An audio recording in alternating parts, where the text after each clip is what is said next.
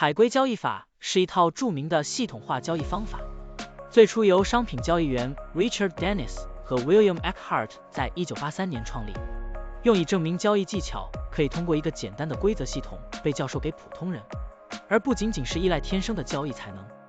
海龟交易系统并不限定于特定的商品或市场，它可以应用于股票、加密货币、期货和外汇等各种市场。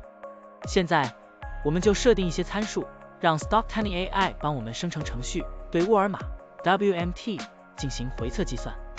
设定参数如下：头寸规模，使用每次加仓 20%。入市信号，当市场价格高于过去20日的最高价时，视为买入信号；反之，低于20天最低价时为卖出信号。加仓策略，每当价格移动到1/2的20日均幅指标 ATR 时加仓一次。运行时间从2023年1月1日到2024年5月10日。交易手续费设定为 0.10%。好了，按照上面的设定，视频下方就是持仓的情况，蓝色为股票仓位，黄色为现金仓位。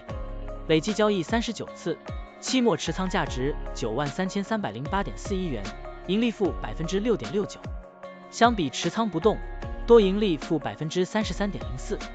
如果你希望使用更长期的信号，可以把参数修改为跟踪55天最高价突破时建仓，其他参数也按照55天周期来设置，这样就可以得到新的回测结果。累计交易21次，期末持仓价值93980.92元，盈利负 6.02%。相比持仓不动，多盈利负 32.37%。